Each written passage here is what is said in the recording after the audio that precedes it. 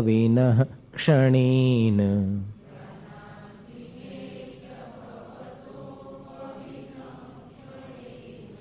देहं विहाय परमात्मदशां व्रजन्ति।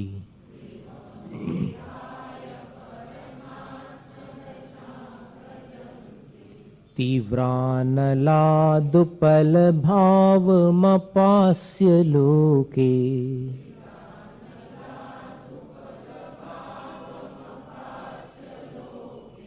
चामीकरत्वमचिरादिव धातु भेदाः।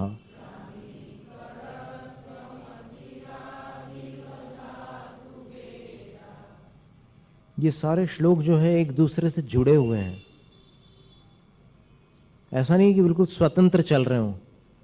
जैसे क्रोध की बात की थी, कैसे नष्ट कर दिया उस क्रोध को। क्रोध को पहले नष्ट किया, फिर बाकी कर्मों को कैसे नष्ट किया, तो ठंडक से नष्ट किया। फिर यहां पर आगे क्या कह रहे हैं कि क्रोध और बाकी कर्मों को, घातिया कर्मों को नष्ट करने वाले आप परमात्मा हो गए। और परमात्मा होने के बाद आपके परमात्मा रूप का योगी लोग ध्यान करने लगे। और योगी लोग कहां ध्यान करते थे? अपने हृदय के भीतर। इधर उधर बाहर ध्यान नहीं करते थे, अपने हृदय के भीतर। और उस आपके ध्यान से क्या होता था? तो संसारी होते हुए भी वे क्षण मात्र में सिद्ध दशा को प्राप्त कर लेते थे। फिर दृष्टांत भी उसके बड़े सुंदर दिए हैं। जैसे कच्ची धातु है, अग्नि के संपर्क से शुद्ध धातु रूप परिणत हो जाती है, उसी प्रकार संसारी जीव कच्ची धातु के समान है। और अग्नि का समागम क्या है? आपका ध्यान। और उस ध्यान से वो अशुद्धियां दूर हो जाती है, कर्म नो कर्म चले जाते हैं और सिद्ध अवस्था प्राप्त हो जाती है। शुद्ध स्वर्ण जैसी अवस्था होती है आत्मा की, सिद्ध दशा। और कमलगट्टे की जो बात थी, तो कमलगट्टे की माला का उल्लेख आता है उपासक अध्ययन ग्रंथ में कि वो बड़ी माला जरूर होती है, लेकिन फिर भी माला फेरने के हिसाब से बहुत अच्छी माला मानी जाती। कांच की माला, चीनी मिट्टी की माला और दूसरे सिंथेटिक पदार्थों की जो माला होती है, बनावटी मोतियों की माला और अन्य भी कई ऐसे पदार्थ आते हैं आजकल, नकली मालाएं जो रहती है ना, उन मालाओं को छूना भी नहीं चाहिए। कांच और प्लास्टिक वगैरह की जो मालाएं होती है वो स्पर्श के योग्य भी नहीं होती। मंदिर के अंदर रखना तो बहुत दूर की बात, और फिर जाप करना तो और दूर की बात। मालाएं एकदम शुद्ध होनी चाहिए। या तो सूत की माला जो सहजता से उपलब्ध हो सकती है, लेकिन जब अपन कोई बहुत अच्छा काम करने जा रहे हैं, सूत की माला अगर बाकी मालाएं आपके लिए सुलभ न हो तब तो बहुत अच्छी बात है। पर यदि आपके पास परिस्थिति आपका साथ देती हो तो फिर कोई न कोई अच्छी और ऊंची वाली माला अवश्य होनी चाहिए। जैसे चश्मे के लिए लोग 1,000 रुपए के चश्मे बनवाते हैं। तो चश्मा ज्यादा बड़ा है या माला बड़ी है? अब फिर आप कहोगे कि चोरी का डर है। अरे चोरी का कैसे डर है? और दुनिया की चीजें उनकी चोरी का डर नहीं है क्या? हो जाएगी चोरी तो हो जाने दो, नहीं बनवा लेना, क्या दिक्कत है उसमें? ये तो चलता ही रहता है दुनिया में। और फिर वो कर्ज लेना और देना, यही तो है संसार। तो कोई अच्छी माला अपने पास होनी चाहिए खुद अपने फेरने के लिए। आप आज किसी माला से फेरते हैं, जाप करते हैं, कल कोई दूसरी माला उठा लेते हैं, परसों कोई तीसरी माला उठा लेते हैं। ये क्रम नहीं है जाप का। जिनके जाप का नियम होता है उनको एक ही माला से जाप करनी चाहिए। जाप बदलना उचित नहीं होता। एक अनुष्ठान जब तक 21,000 आप पूर्ण नहीं करते तब तक आप माला बदल नहीं सकते। और आसन, जैसे जिस आसन पर बैठ करके आप माला फेर रहे हैं, तो उसी आसन पर बैठकर आपको माला फेरनी चाहिए। स्थान भी नहीं बदलना चाहिए। परिस्थिति की बात अलग है। कभी किसी कारणवश कहीं आप बाहर चले गए, अब क्या करोगे? 5 दिन के लिए बाहर जाना पड़ा, माला बंद? नहीं, वहां भी माला फेरिए आप। और फिर कभी कुछ ऐसे समय आते हैं जब अशुद्धि का काल है या सौर सूतक का समय है और माला का नियम चल रहा है, तो क्या करना पड़ता है मालूम है? उसकी विधि, उसकी विधि ये है कि उतने देर से 10 दिन के लिए आपने मालाएं नहीं फेरी है, क्योंकि माला टच नहीं कर सकते उस समय। सूतक लग गया, आपके यहाँ कोई बच्चा पैदा हो गया या फिर कुछ ऐसी घटना हुई, तो फिर उतने दिनों तक आप माला नहीं छुएंगे। लेकिन उसके बाद जितने दिन आएंगे उन दिनों में वो 10 दिनों की माला पूर्ण कर लेंगे आप। यानी आगे के जो 10 दिन आएंगे उस समय आप 2-2 माला करेंगे। जैसे आज 1 माला करते हो तो फिर उन दिनों में आप 2-2 माला करेंगे। अगर 2 करते हो तो 4-4 करेंगे, और जितना हिसाब जैसी आपकी अनुकूलता हो उस हिसाब से आपको पूर्ण करना पड़ेगा। ऐसा क्रम रहता है उसका। तो इसलिए मालाओं के बारे में थोड़ा सा अपने को ध्यान रखना चाहिए। मंदिर में अच्छी मालाएं रख सकते हैं आप, स्फटिक की मालाएं हैं, चंदन की मालाएं तो अभी अपन जानते नहीं इसके बारे में विशेष कि जैन शास्त्रों में इसका विधान है कि नहीं है, कुछ अपन कह नहीं सकते। बाकी चंदन भी एक अच्छा शुद्ध पदार्थ है, पर काष्ठ माला के बारे में कहीं थोड़ा सा एक मतभेद है। कहीं कहीं पर ऐसा उल्लेख मिलता है कि लकड़ियों की माला नहीं फेरना चाहिए। तो अब उस मत के अनुसार मत फेरो, लेकिन कहीं जहां पर ऐसा विधान है, तो जैसे मूंगे की माला है, मूंगा भी एक प्रकार का काष्ठ है। आयुर्वेद ग्रंथों में उल्लेख मिलता है कि प्रवाल जो है, प्रवाल एक लाल रंग का रत्न होता है, अंगूठी में लगाते हैं, मंगल का रत्न बोलते हैं उसको, मूंगा, कोरल बोलते हैं अंग्रेजी में, उसको संस्कृत भाषा में विद्रुम मणि बोलते हैं, विद्रुम। तो वो भी एक काष्ठ रत्न है, तो उसकी माला भी फेरी जाती है। जिसके लिए जो प्रकृति के अनुकूल और फिर आपकी पत्रिका आदि के माध्यम से जो बात आपके अनुकूल बैठती हो काल की अपेक्षा से, तो वो माला फेरी जा सकती है। रत्न मालाएं हैं, रजत माला है, स्वर्ण माला है, और ये अक्ष माला, अक्ष की चर्चा चली थी इसलिए हमने मालाओं की बात उठाई यहाँ पर। अक्ष माला है ना, कमल गट्टों की माला, छोटे वाले कमल गट्टे भी होते हैं, नील कमल के जो बीज होते हैं, हरिद्वार में मिलते हैं और इंदौर में भी उपलब्ध है। वो छोटे वाले जो कमल गट्टे रहते हैं ना, ऐसे छोटे छोटे दाने रहते हैं, लेकिन उसके बारे में कहते हैं कि गृहस्थों को न फेरना चाहिए, मोक्षार्थी या फिर साधना करने वालों को वो माला फेरनी चाहिए। बड़ी कमल गट्टे की माला जो है उसके लिए उपासक अध्ययन में लिखा है कि श्रावक फेर सकते हैं, और हाथों पर भी जाप दी जा सकती है। पर कुछ लोगों का ये मत है कि जो राग द्वेष में जीने वाले गृहस्थ लोग हैं उनको माला लेकर के करना ज़्यादा अच्छा है, और जो त्यागी व्रती हैं वो हाथ से करें तो बहुत अच्छी बात है। बाकी मना किसी को कुछ भी नहीं है, त्यागी भी माला फेर सकते हैं और रागी भी हाथ पर जाप दे सकते हैं, दोनों बातें हैं। अब फिर मुनि प्रतिक्रमण में एक शब्द आता है मणिवाह।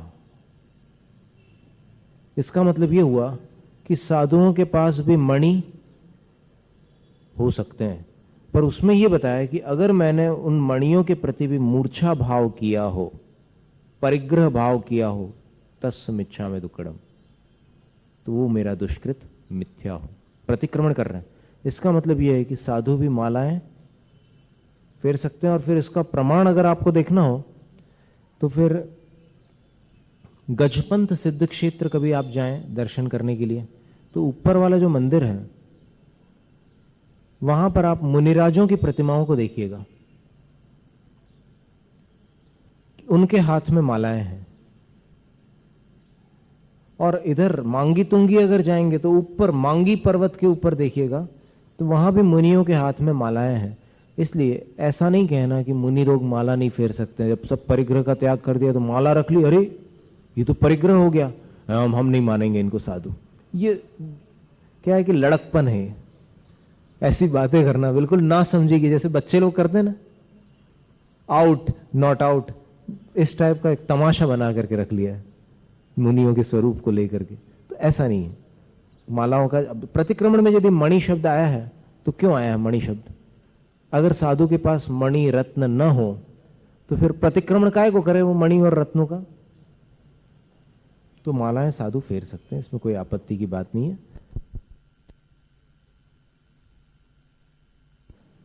तो यहां तक अपन ने स्वाध्याय किया था, चाहे तो अपन एक झलक देख लो। 15 काव्य हुए हैं। सबसे पहले काव्य में आचार्य कुमुदचंद्र स्वामी भगवान पार्श्वनाथ के चरणों में अभिनमन कर रहे हैं। कैसे हैं भगवान के चरण? तो कल्याण मंदिर, कल्याण के स्थान है, उदार यानी महान है। चरण आचरण से महान बनते हैं। जिनके पास आचरण नहीं है उनके चरण पूज्य नहीं होते, महान नहीं होते। फिर अवध्य भेदी, पापों को नष्ट करने वाले भगवान पार्श्वनाथ के चरण। भीता भयप्रदम, डरे हुओं को अभय प्रदान करने वाले। अनिंदित यानी प्रशंसनीय, वंदित। और संसार सागर निमज्जत शेष जंतु पोताय मानम, संसार सागर में डूबने वाले समस्त प्राणियों के लिए जहाज स्वरूप भगवान पार्श्वनाथ के अंघ्रि पद्मम, चरण कमल को अभिनम्य नमस्कार करके। भगवान पार्श्वनाथ कैसे हैं? तो जिनेश्वरस्य, जिनेश्वर है। फिर अगले काव्य में दूसरे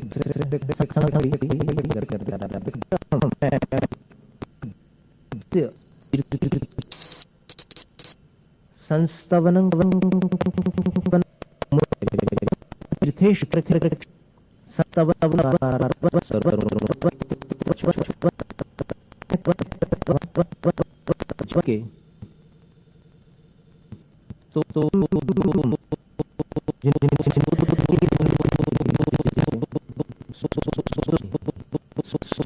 वाला सुर गुरु हूं बृहस्पति,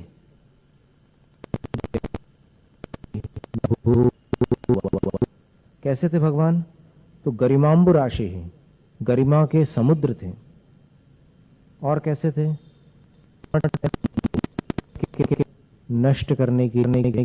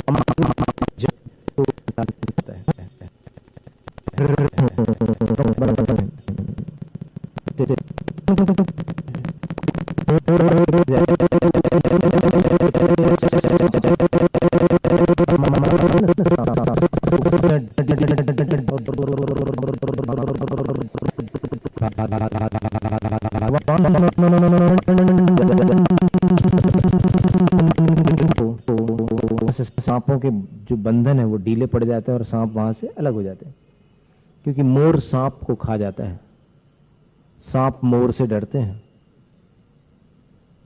फिर आचार्य कहते हैं कि आपके दर्शन मात्र से, आपके दर्शन मात्र से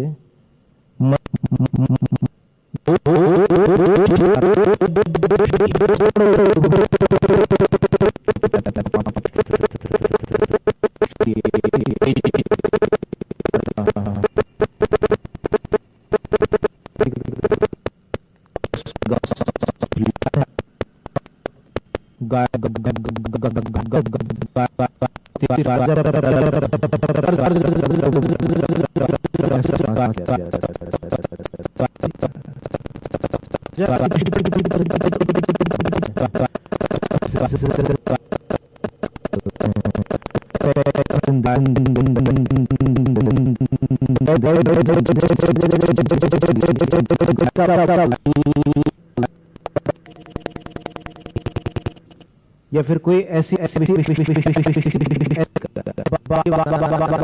चर्चा की थी हमने,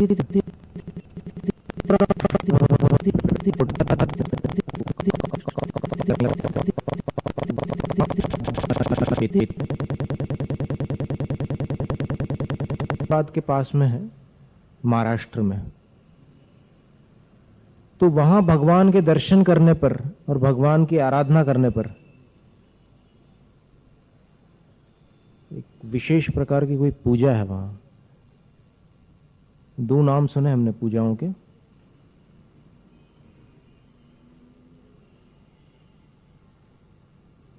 एक तो समझ लो महामृत्युंजय विधान है, संस्कृत भाषा में है। वो अगर वहां पार्श्वनाथ भगवान के सामने कोई कर ले तो श्रुति ऐसी चली आई है और वैसा कुछ परिणाम भी देखने में आता है कि जिनकी जन्म पत्रिका में काल सर्प योग का दूषण है अथवा अर्धकाल सर्प योग का दोष है, उसका वही निवारण हो जाता है एक झटके में, एक ही बार में। तो दृष्ट मात्रे, भगवान के दर्शन मात्र से सैकड़ों उपद्रव दूर। काल सर्प का योग सरदार वल्लभ भाई पटेल प्रधानमंत्री बनते बनते रह गए। ऐसे था तो जवाहरलाल नेहरू जी को भी, लेकिन कुछ ऐसे योग बन जाते हैं कि किसी का समय क्रॉस हो जाता है, किसी का उस समय के भीतर का काल होता है, तो फिर वो सब वहां पर पार्श्वनाथ भगवान के दर्शन मात्र से चल जाते। वरना लोग नाग देवता की पूजा कराते हैं कि नाग देवता की पूजा कर लो तो फिर काल सर्प योग दूर हो जाएगा। पार्श्वनाथ भगवान के दर्शन मात्र से, उनकी आराधना मात्र से सब काम हो जाता है।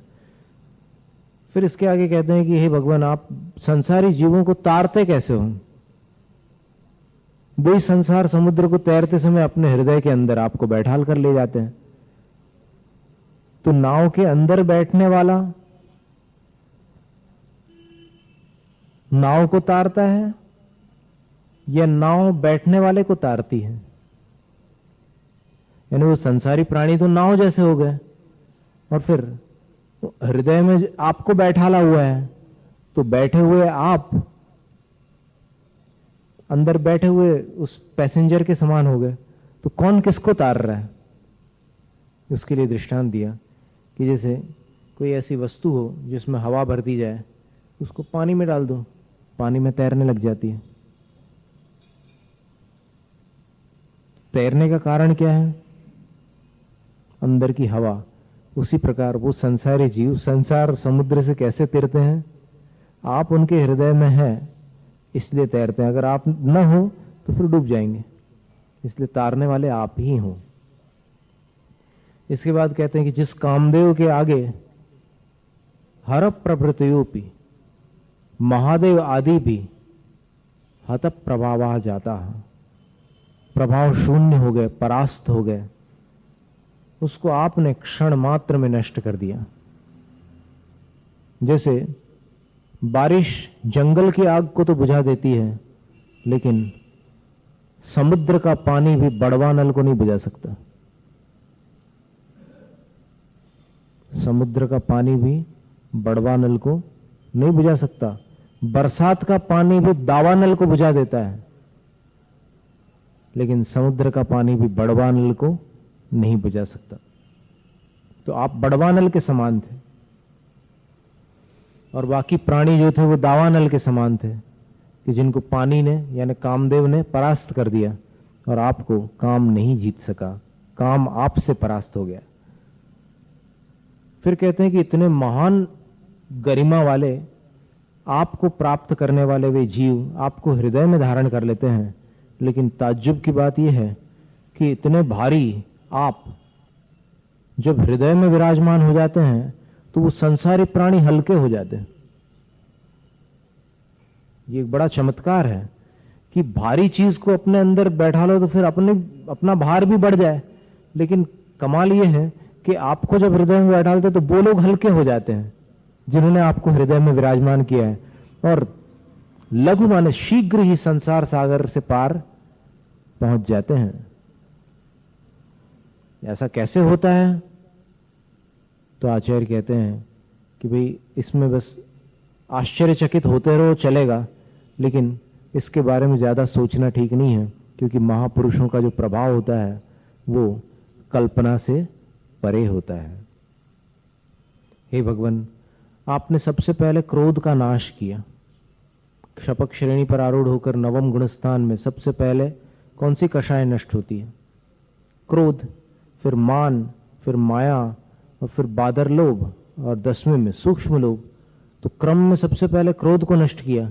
अब क्रोध नष्ट हो जाने के बाद फिर आपने बाकी कर्मों को नष्ट कैसे किया, ये मेरे समझ में नहीं आ रहा है, क्योंकि बिना क्रोध के किसी को नष्ट कैसे कर सकता है कोई? क्रोध आए तो किसी का नाश करे, क्रोध के बिना कैसे नाश कर दिया आपने बाकी कर्मों का?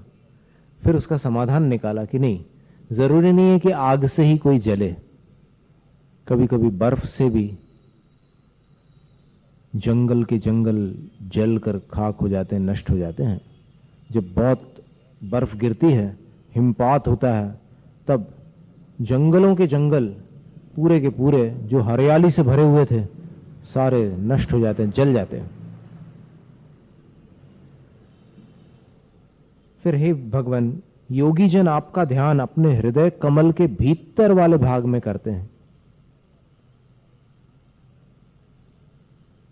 सही बात है कि जब निर्मल रुचि, स्वच्छ कांति वाले पवित्र कमल गट्टे की खोज करना हो, कमल बीज की, तो वो कमल के बाहर डंठल पर नहीं मिलने वाला, किंतु कमल के भीतर वाला जो पीला वाला भाग होता है ना, कमल के अंदर कर्णिका, उसके अंदर उसके बीज पाए जाते हैं। तो बीज को प्राप्त करने के लिए भीतर में ही जाना पड़ता है। उसी प्रकार आपका ध्यान लगाने के लिए अपने हृदय के अंदर डुबकी लगानी पड़ती है। फिर आचार्य कहते हैं कि आपके ध्यान से संसारी जीव क्षण मात्र में शरीर से मुक्त हो जाते हैं और सिद्ध अवस्था को प्राप्त कर लेते हैं। जिस प्रकार कच्ची धातु अग्नि के समागम से शुद्ध धातु सुवर्ण रूप बन जाती है।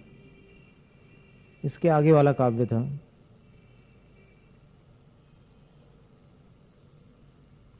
अंतः सदैव जिनयस्य विभाव्यसे त्वं भव्यैः कथं तदपि नाशयसे शरीरम् एतत् स्वरूपमथ मध्य विवर्तिनो हि यद्विग्रहं प्रशमयन्ति महानुभावाः।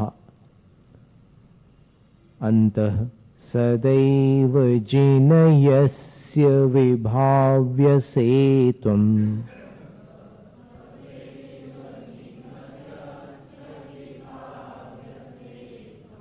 भव्यैः कथं तदपि नाशयसे शरीरम्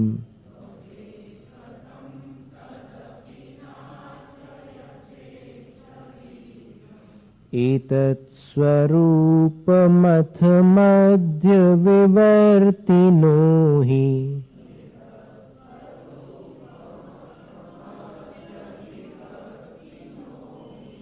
यद्विग्रहं प्रशमयन्ति महानुभावाः।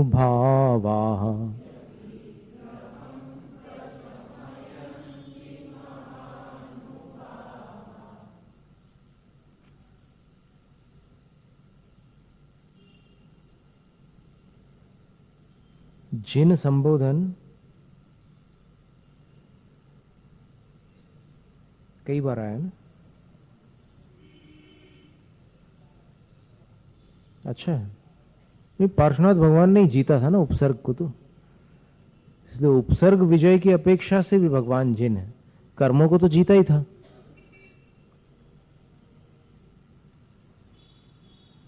यस्य अंतः, जिस शरीर के अंदर यानी हृदय में, त्वं सदैव विभाव्य से, आप सदा ध्याये जाते हैं या आराधित होते हैं, उपासित होते हैं।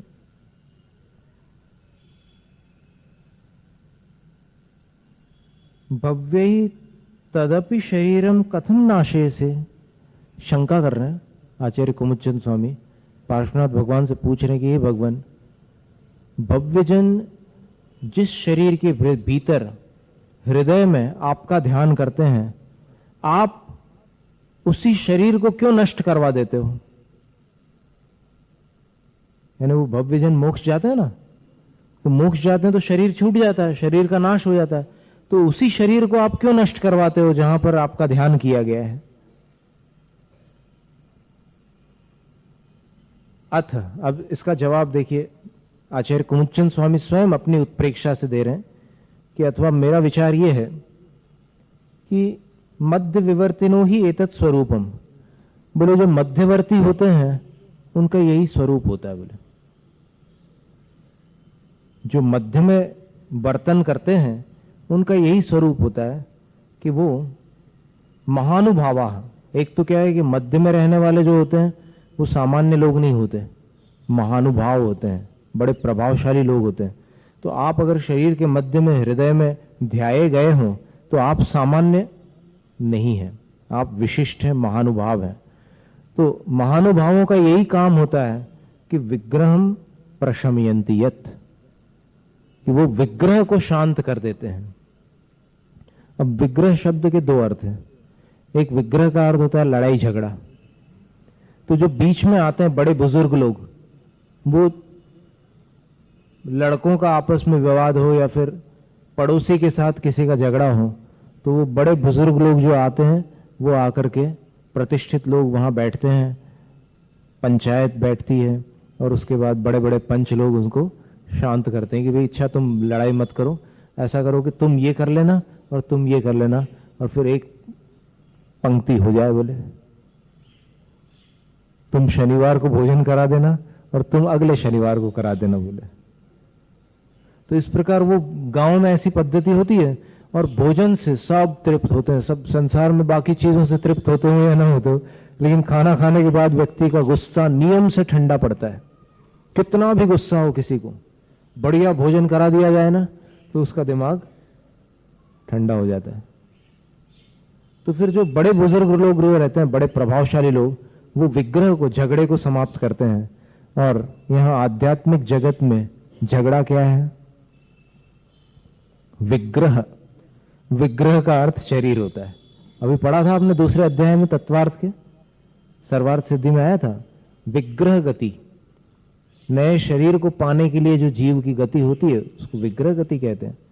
अथवा विग्रह का दूसरा अर्थ किया था कि मोड़े वाली गति।